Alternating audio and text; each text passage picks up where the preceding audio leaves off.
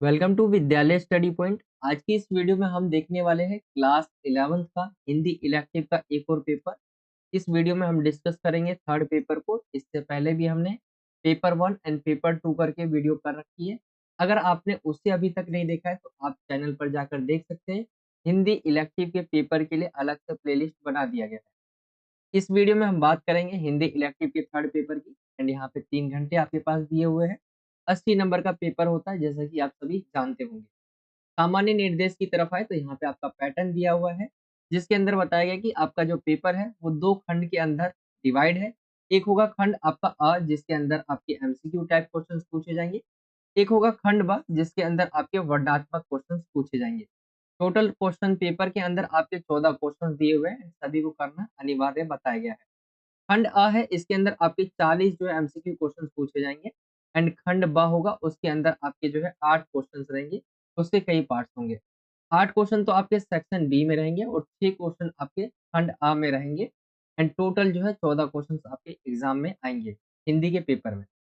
And ये pattern है, आप सभी को पहले से पता होगा, लेकिन जो बच्चे नए हैं आई होप कि आप समझ गए होंगे। आगे हम आते हैं, यहाँ से आपका अपठित गद्यांश यानी पहला क्वेश्चन स्टार्ट हो जाता है। और खंड यहाँ से आपका भी स्टार्ट हो जाता है। खंड इसके अंदर टोटल 40 आपके एमसीक्यू क्वेश्चंस रहेंगे। तो पहले क्वेश्चन की तरफ आते हैं। सबसे पहला क्वेश्चन आपका गद्यांश दिया रहेगा। एंड इससे रिलेटेड आपसे एमसीक्यू क्वेश्चंस पूछे जाएंगे। तो ये आप गद्यांश देख सकते हैं, कुछ इस तरह से दिया हुआ है ये। एंड आप इसे पढ़ने में टाइम वेस्ट मत करना, आप डायरेक्ट क्वेश्चन की तरफ आना। एंड फिर उस पे जाकर ढूंढना है आपको आंसर। तो यहाँ पे हम क्वेश्चंस की तरफ आते हैं। निम्नलिखित में से निर्देशानुसार सबसे उचित विकल्पों का चयन कीजिए। सबसे पहले क्वेश्चन पे आते हैं। हास्य विनोद जीवन की एक मोह की विभूति क्यों है? हास्य विनोद जो बोला गया है, जीवन की मोह की विभूति क्यों है? यहाँ पे जो है, इस अगर आप गद्यांश को देखेंगे तो यहाँ पे किस बारे में बात हुई है? हँसमुख के बारे में, यानी हँसता हुआ व्यक्ति, हँसते रहो, ऐसी चीज़ें जो है, ऐसे वर्ड यूज़ हुए। यानी ये पूरा का पूरा गद्यांश जो है, हँसमुख के ऊपर है। आप इसे पढ़ सकते हैं चाहे तो। बाकी हम यहाँ के क्वेश्चंस की तरफ आते हैं। हास्य विनोद जीवन की मोह की विभूति क्यों है? दुःख, दर्द को बढ़ाने के कारण, चिंता, व्यथा, उच्छ्वास को समाप्त करने के कारण, दुखों की दवा होने के कारण, या पृथ्वी पर होने वाले भूकंप के कारण। तो हास्य विनोद जीवन की मोह की विभूति क्यों है? यानी जीवन में हमारे कई सारे प्रॉब्लम्स आते हैं, उसमें हमें क्या है? हमें दूर करता है हास्य विनोद। हँसना एक तरह से आप कह लें, वो हमें दूर करता है। उसका क्या कारण है जिसकी वजह से हास्य विनोद जीवन की मोह की विभूति क्यों है? तो यहाँ पे अगर हम चले गद्यांश की तरफ, एंड यहाँ पे आप पढ़ेंगे, मानव की प्रकृति प्रदत्त विभूतियों में एक बड़ी मोहक विभूति है हास्य विनोद। जीवन में यदि हास्य विनोद ना हो तो जिंदगी केवल क्या है? कराहों का सिलसिला, आहों का जलजला, दर्द की दास्तान बनकर रह जाए। हास्य जो है लाखों लोगों की एक दवा है, स्वस्थ का एक मंत्र है।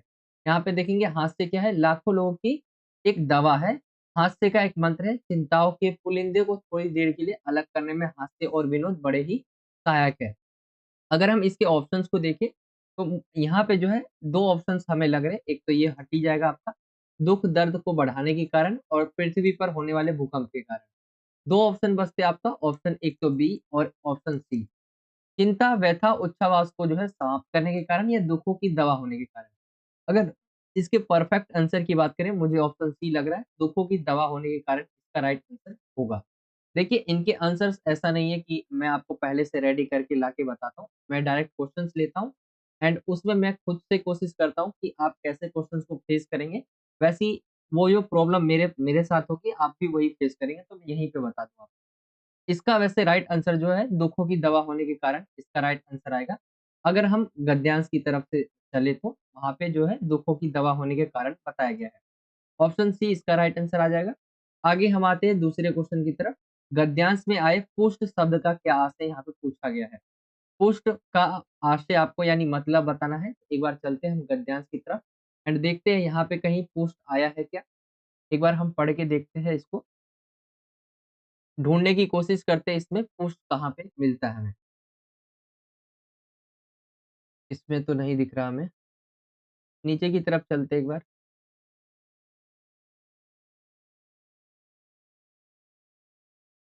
एक बार पढ़ लेते। कविता केवल हृदय का उद्गार है, विनोद रोम का जो है उद्गार है। विनोद एक प्रकार की पुष्ट ही है, यहाँ पे आपको मिल गया। पुष्ट जो है इसकी कहाँ पर, विनोद एक प्रकार की पुष्ट ही है जिससे शरीर और मस्तिष्क को जो है नई शक्ति मिलती है। अगर हम देखें इसके ऑप्शन को एक बार देख लेते हैं तो हमें पता चल जाएगा। बाहों में होने वाला जो है होने वाली पीड़ा है, पैरों में बढ़ने वाला मोटापा है, शरीर और बुद्धि को मिलाने वाला बल है, या शरीर और मस्तिष्क को दुखाने वाली चिंता है। तो यहाँ पे गद्यांश में आए जो पुष्ट है उसका मतलब है शरीर और बुद्धि को मिलाने वाला बल। ऑप्शन सी इसका राइट आंसर होगा। मैं आपको एक बार दोबारा पढ़ के दिखा देता हूँ। विनोद एक प्रकार की पुष्टि है एंड यहाँ पे विनोद क्या है, हास्य विनोद, यहाँ पे हमने पढ़ा भी था।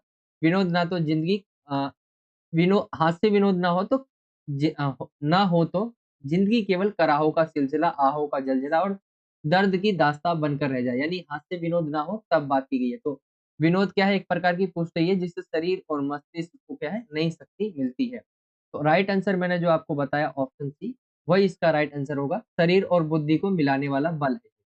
ऑप्शन सी इसका ठीक हो जाएगा। थर्ड क्वेश्चन की तरफ आते हैं। थर्ड क्वेश्चन पूछा गया है, गद्यांश में सिराओं के मकर ध्वज की ऊष्मा आ जाती है से लेखक का क्या कहना चाहता है।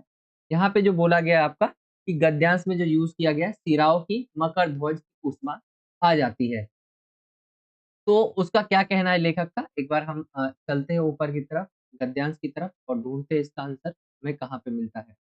यहाँ पे देखेंगे लिखा हुआ है, सतत सिराओं में मकर ध्वज की ऊष्मा आ जाती है। संतों का कथन है कि यदि दुख में सुख की अनुभूति चाहते हो तो विधाता से हास्य और विनोद का बहुमूल्य वरदान पाने के लिए मनुष्य का बड़ा भाग्यशाली हो।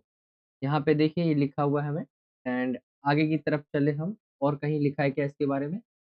सिराओं में मकर ध्वज की ऊष्मा आ जाती है, ठीक है। ये देखें हम अब एक बार ऑप्शन को देख लेते हैं, फिर हमें आंसर।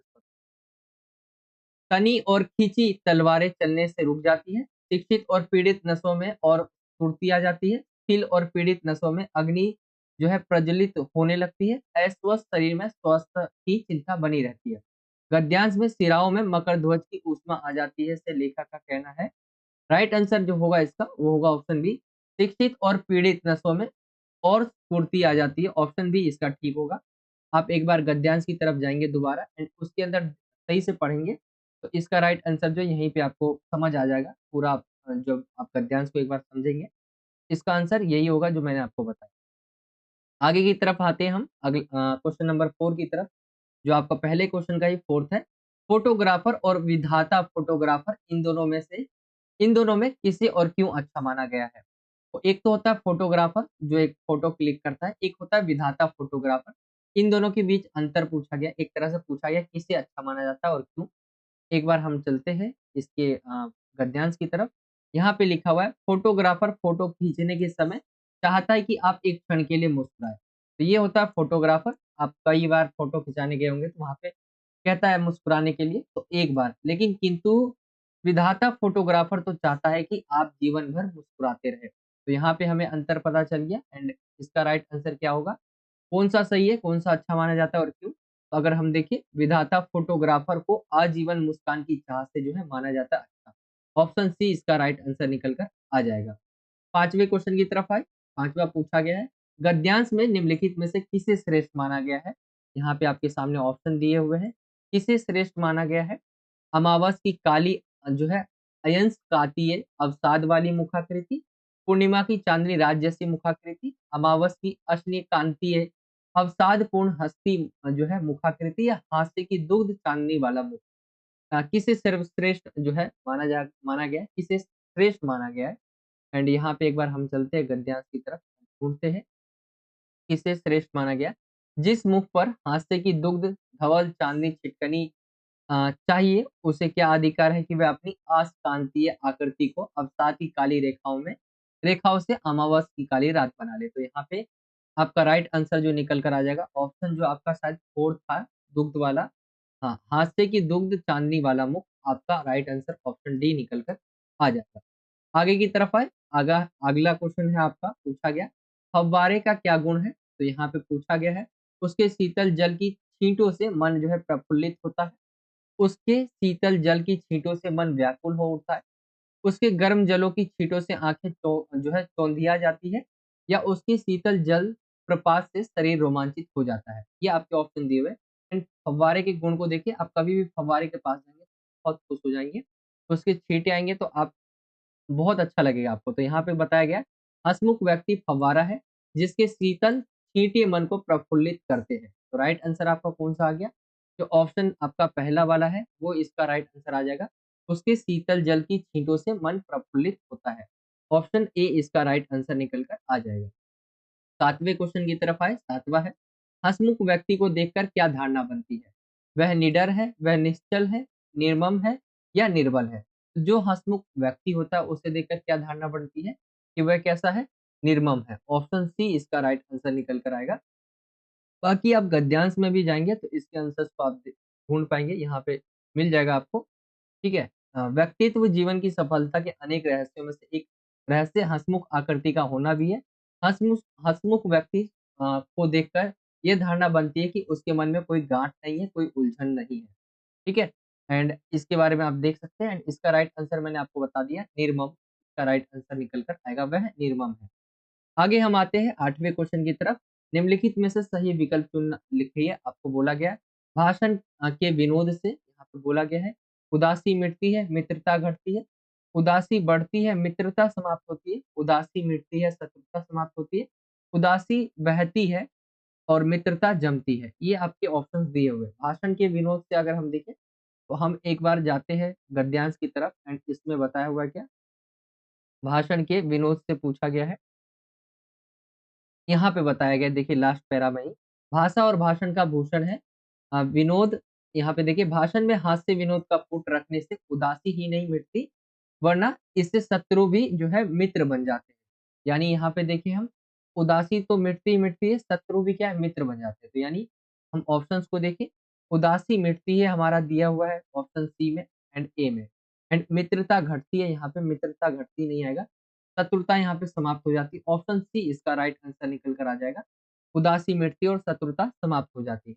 ऑप्शन सी इसका राइट आंसर आएगा। 9वें क्वेश्चन की तरफ आए। 9वां क्वेश्चन है, साहित्य में नाटककारों के हास्य की अवधारणा की है। साहित्य में नाटककारों ने हास्य की अवधारणा की है, सूत्रधारों के द्वारा, विदूषक के द्वारा, नट के द्वारा या कंचुकी के द्वारा।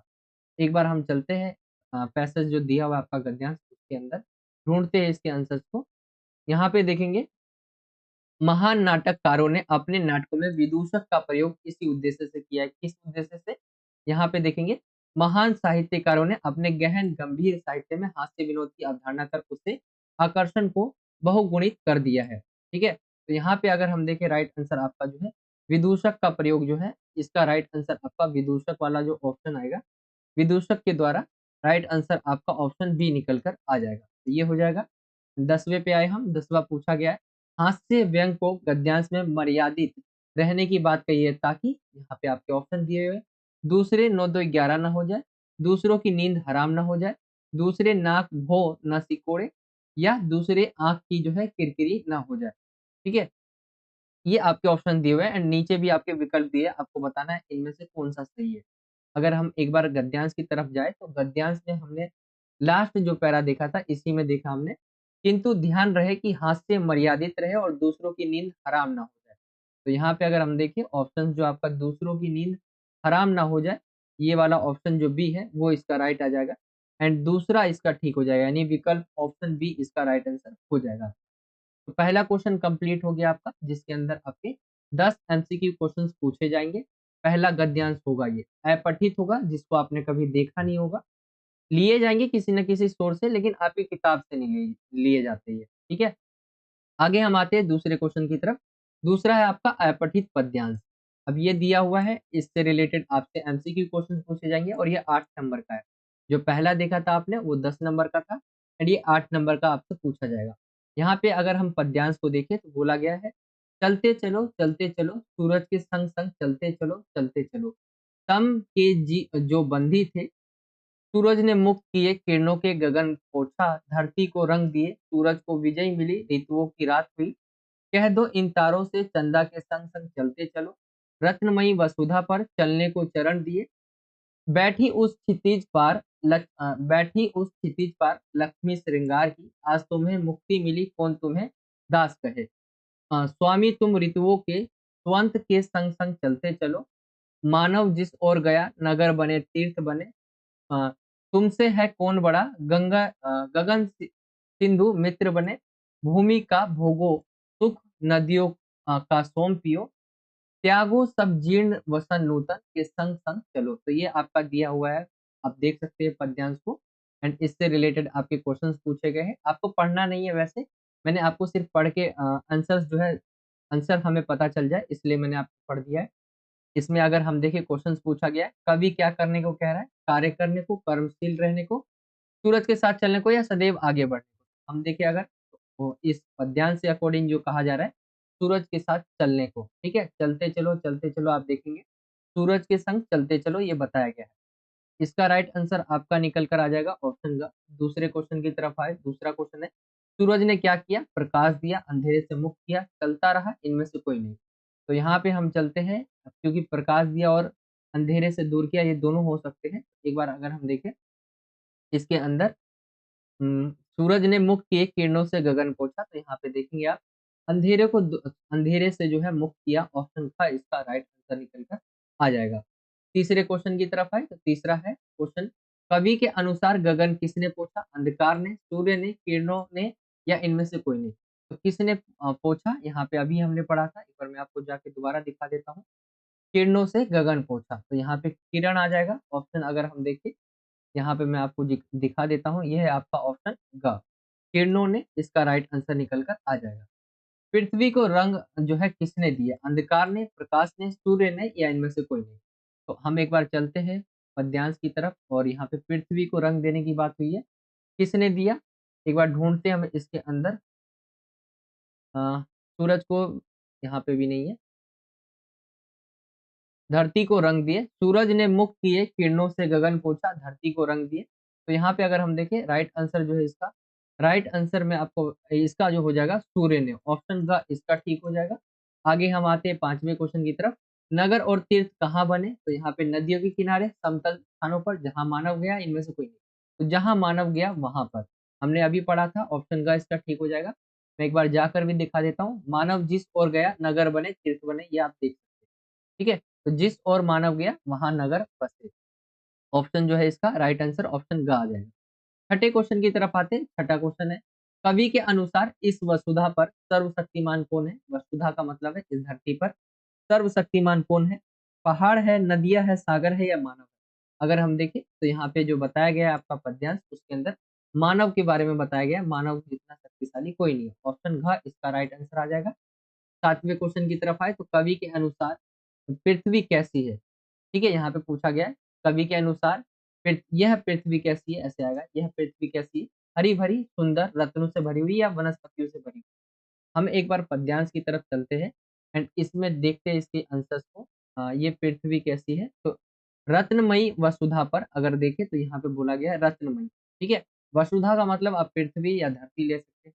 इसका राइट आंसर आपका निकल कर आ जाएगा, रत्नों से भरी हुई है, ठीक है, ऑप्शन का इसका ठीक हो जाएगा। आठवें क्वेश्चन को देखें अगर हम, रत्नमयी वसुधा में कौन सा अलंकार है, ये आपके सामने उपमा, रूपक, उत्प्रेक्षा और अनुप्रास ये दिए हुए हैं। आप मुझे इसका कमेंट करके बताइए आठवें का आंसर कि क्या निकल कर आ जाएगा, उपमा आएगा, रूपक आएगा, उत्प्रेक्षा आएगा, या अनुप्रास आएगा। सॉरी, मैं गलती पूछ लिया आपसे, क्योंकि आज ही आपका पेपर है, तो मैं आंसर बता देता हूँ। ऑप्शन था रूपक इसका राइट आंसर होगा। बाकी ये आपका जो है दूसरा क्वेश्चन कंप्लीट हो जाता है। लास्ट बार में जो है ना क्वेश्चन पूछ नहीं सकते आप, वो आ जाए आपका पेपर में तो दिक्कत आ जाती है, इसीलिए मैं लास्ट के पेपर जो करवाता हूँ उसके अंदर सभी आंसर आपसे डिस्कस करता हूँ। तो ये आपका हो जाएगा कंप्लीट, एंड आगे चलते हैं हम अब अभिव्यक्ति और माध्यम की तरफ। एंड इसके अंदर भी वही वैसा ही आपसे एमसीक्यू क्वेश्चन पूछे जाएंगे। थर्ड क्वेश्चन है ये आपका अभिव्यक्ति और माध्यम से रिलेटेड, एंड ऊपर के जो दोनों थे वो कंप्लीट हो गए आपके, 18 नंबर के अभी तक हमने कंप्लीट कर दिया, यानी 18 एमसीक्यू क्वेश्चंस आपके कंप्लीट हो गए। थर्ड क्वेश्चन पे आते, थर्ड क्वेश्चन आपका अभिव्यक्ति और माध्यम से पूछा जाएगा, जिसके अंदर पहला क्वेश्चन पूछा गया, पत्रकारिता लोकतंत्र का चौथा स्तंभ क्यों है। तो अगर हम देखें इसकी भाषा शैली प्रभावशाली होती है, तो ये भी ठीक हो जाएगा। इसकी राष्ट्रीय और सामाजिक जीवन में अहम भूमिका है, ठीक है। इसकी पहुंच सभी वर्गों तक होती है, उपरोक्त सभी। तो अगर हम देखें पत्रकारिता लोकतंत्र का जो है चौथा स्तंभ कहा जाता है, वो इस रीजन से कहा जाता है। ये तीनों ही पॉइंट ठीक हो जाएंगे, ऑप्शन घ इसका ठीक होगा। उपरोक्त सभी इसका राइट आंसर है। दूसरे क्वेश्चन की तरफ आएंगे। दूसरा क्वेश्चन है, जो पत्रकारिता किसी विचारधारा या किसी खास उद्देश्य या मुद्दे को उठाती है और उस उद्देश्य या मुद्दे के पक्ष में जनमत बनाने के लिए लगातार जोर शोर से जो है अभियान चला है, इस प्रकार की पत्रकारिता को कहते हैं। ये आपका दिया हुआ है। अगर हम देखें, खोज परक पत्रकारिता, वॉचडॉग पत्रकारिता, पक्षधर या एडवोकेसी पत्रकारिता या विश्लेषीकृत पत्रकारिता। तो अगर हम देखते हैं, ऐसी पत्रकारिता होती है जिसके अंदर किसी खास मुद्दे को जो है उठाते हैं, ठीक है, पत्रकार, और उसमें जो है पूरे जनमत को बनाने के लिए ये जो है लगातार कोशिश करते रहते हैं, अभियान चलाते रहते हैं। कोई भी ऐसा मुद्दा हो गया, जैसे कि कोई ऐसा मुद्दा जो बहुत छोटे लेवल पे है, किसी को पता नहीं है दुनिया भर में, फिर उसे पत्रकारों के माध्यम से वो पत्रकार जो है उठाता है, एंड उसको बोला जाता है वो पक्षधर या एडवोकेसी पत्रकार। ऑप्शन जो है इसका, ऑप्शन यहाँ पे गलत हो गया, यहाँ पे घ ऑप्शन लिखा हुआ है, ठीक है। तो ये वाला आपका जो है पक्षधर या एडवोकेसी जिसे कहते हैं, ये इसका राइट आंसर होगा। थर्ड क्वेश्चन की तरफ आए, किसी पत्रकारिता का एक नया रूप टेलीविजन में स्टिंग ऑपरेशन के रूप में सामने आया है। किस पत्रकारिता का जो है एक नया रूप टेलीविजन में स्टिंग ऑपरेशन के रूप में सामने आया है? वैकल्पिक पत्रकारिता, विशेषीकृत पत्रकारिता, खोजी पत्रकारिता या वॉचडॉग पत्रकारिता। अगर हम देखें तो खोजी पत्रकारिता इसका राइट आंसर होगा, जिसके अंदर जो है आप भ्रष्टाचार के जैसे मामले हो गए उसके बारे में खोज किया जाता है, इनके ऊपर निगरानी रखी जाती है। एक तरह से इनके ऊपर जो है अब रिसर्च किया जाता है। आपका एक तो भ्रष्टाचार हो गया या जो भी ऐसे काम जो इलीगल है। तो ये इसका राइट आंसर आपका ऑप्शन ग हो जाएगा, खोजी पत्रकारिता। फोर्थ क्वेश्चन की तरफ आते। फोर्थ क्वेश्चन है, भारत में पत्रकारिता की शुरुआत किस समाचार पत्र से हुई है? उदंत मार्तंड, नवभारत टाइम्स, बंगाल गजट या कोलकाता गजट। ये आपके ऑप्शंस दिए हुए हैं। और भारत में जो पत्रकारिता की शुरुआत मानी जाती है, उदंत मार्तंड के द्वारा जो हुई थी। ऑप्शन इसका क निकल कर आ जाएगा। एंड ये जो है अ, 1 साल ही तक रह पाई थी, पैसों की कमी की वजह से ये बंद हो गई थी। शुरुआत जो है इसी से मानी जाती है। उदंत मार्तंड जो है भारत में पत्रकारिता की शुरुआत करी। 5वें क्वेश्चन को देखिए, टेलीविज़न माध्यम है, तो टेलीविज़न कैसा माध्यम है? श्रव्य है, दृश्य है? दृश्य श्रव्य यान चलाते हैं, यानी दोनों है या उपरोक्त सभी? तो अगर हम देखें, आप टेलीविज़न जो टीवी देखते हो उसमें आप सुनते भी है और देखते भी है, तो यहाँ पे दृश्य और श्रव्य दोनों माध्यम है। ऑप्शन ग इसका राइट आंसर होगा। तो ये आपके 5 एमसीक्यू क्वेश्चन जो पूछे जाएँगे, वो आपका अभिव्यक्ति और माध्यम से पूछा जाएगा थर्ड क्वेश्चन में। आई होप कि आप यहाँ तक समझ गए होंगे। आगे चलते हैं हम फोर्थ क्वेश्चन की तरफ। फोर्थ क्वेश्चन है आपका काव्यांश दिया हुआ है अंतरा भाग 1 से, एंड इससे रिलेटेड आपके जो है एमसीक्यू क्वेश्चंस पूछे जाएंगे। तो ये आप पढ़ सकते हैं, कोई टोकता तक नहीं इस डर से कि मगध में टोकने का रिवाज न बन जाए, एक बार शुरू होने पर कहीं नहीं रुकता हस्तक्षेप, वैसे तो मगध निवासियों कितना भी कतराओ, तुम बच नहीं सकते हस्तक्षेप से, जब कोई नहीं करता तब नगर के बीच से गुजरता हुआ मुर्दा ये प्रश्न का हस्तक्षेप करता है, मनुष्य क्यों मरता है? तो ये आपका जो हस्तक्षेप वाला चैप्टर है आपने पढ़ा होगा, उससे पूछा गया है काव्यांश, एंड इससे रिलेटेड आपके एमसीक्यू क्वेश्चन है। जैसे कविता में मगध क्या है? तो मगध क्या है? राज्य है, राजा है, राज्य सत्ता या सामंत है?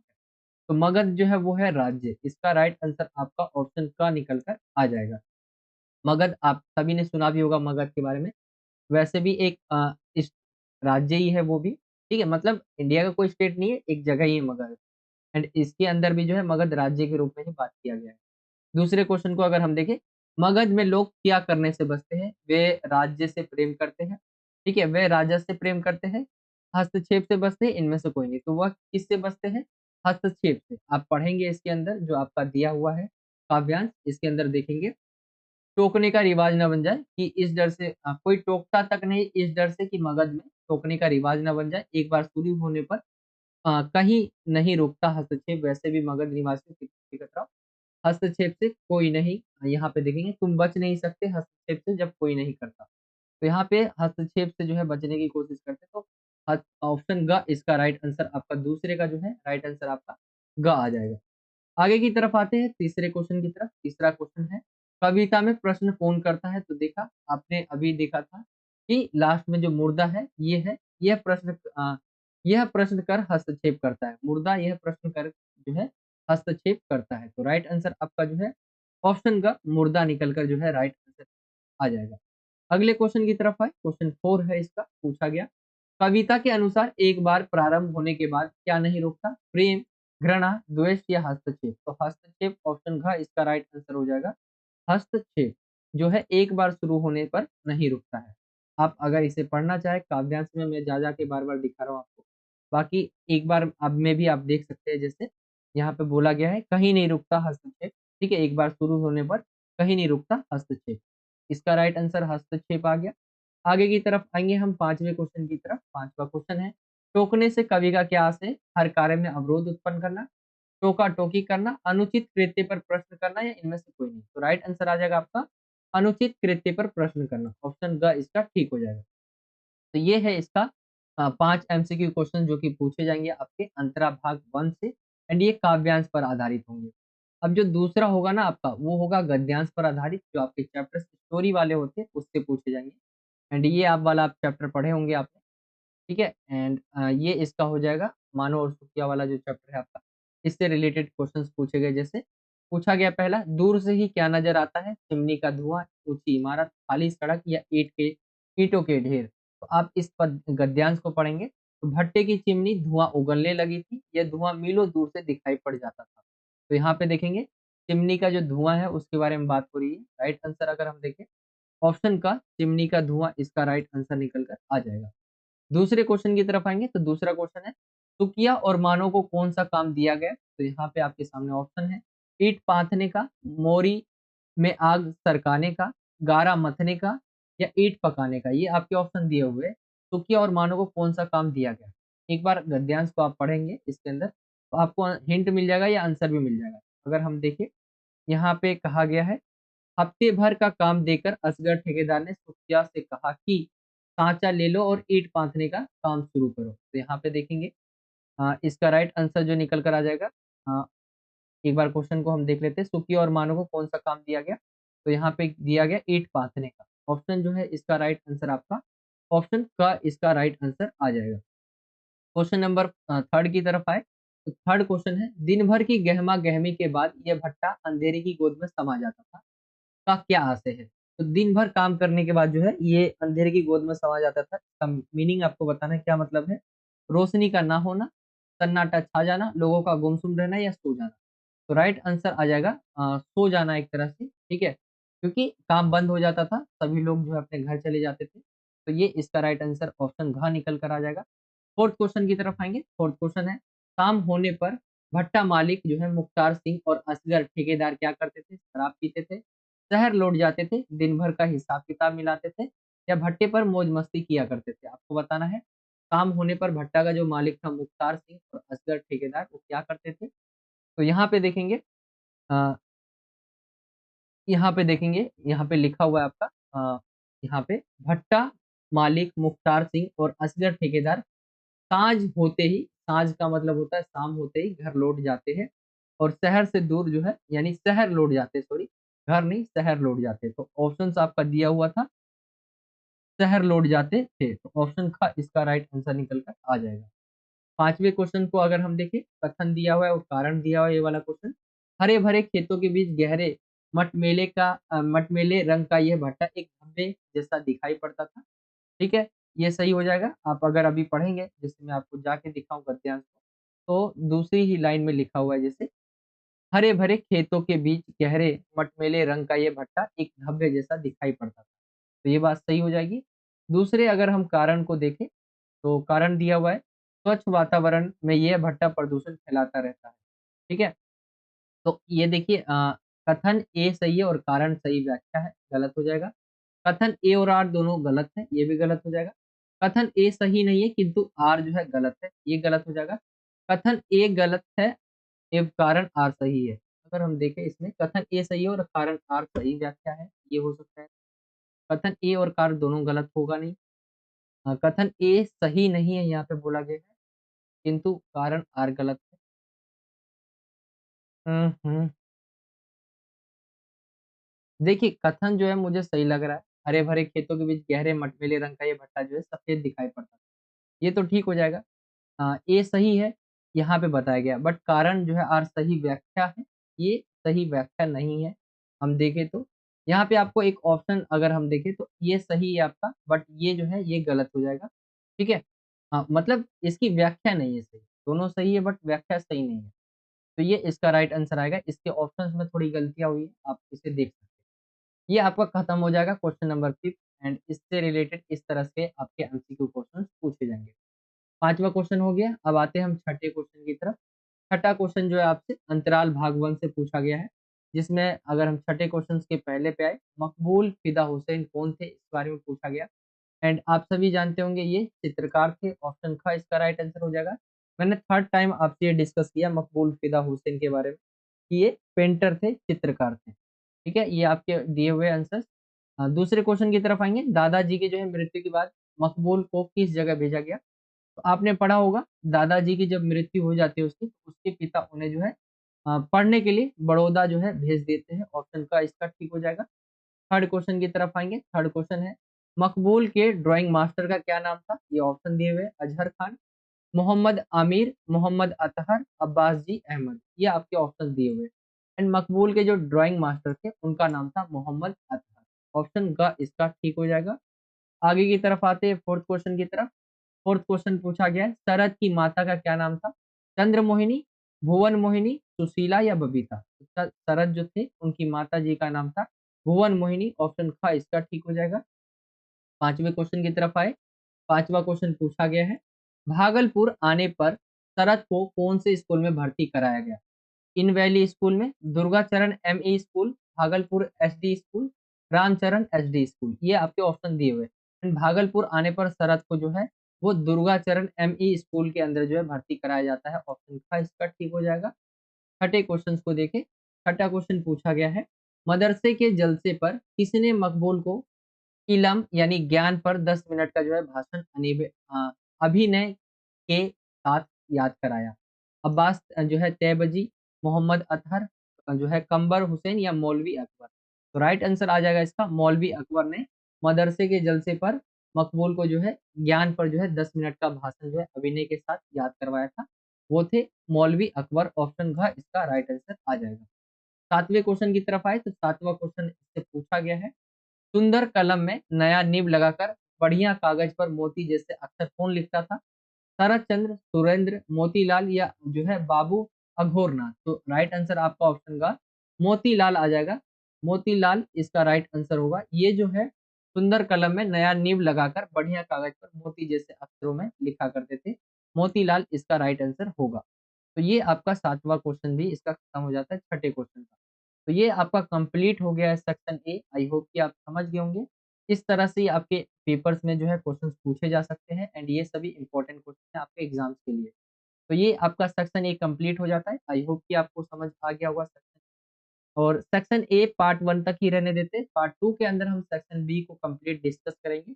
एंड आई होप कि आपको वीडियो अच्छा लगा होगा। वीडियो अच्छा लगा तो वीडियो को लाइक करें, ज़्यादा से ज़्यादा अपने दोस्तों में इसे शेयर करें। एंड अगर आप हमारे चैनल पे नए हो, चैनल को अभी तक सब्सक्राइब नहीं किया तो सब्सक्राइब कर सकते हैं। नीचे आपको सब्सक्राइब का बटन मिल जाएगा, आपको उस पे क्लिक करना है एंड बेल के आइकन को ऑल पे सेलेक्ट कर लेना है। इससे जब भी हम कोई नई वीडियो डालेंगे तो आप तक नोटिफिकेशन पहुँच जाया करेगा। बाकी कमेंट करके बताइए कैसा लगा आपको वीडियो। एंड वीडियो को लाइक किया करें। लाइक करने से जो हमारा मोटिवेशन लेवल बढ़ता है, इससे हम और वीडियो लाने के लिए जो है इच्छुक होते हैं। बाकी यही था आज का वीडियो। चलिए मिलता हूँ आपसे अगली और एक्साइटिंग वीडियो में। जब तक के लिए जय हिंद, जय भारत, वंदे मातरम।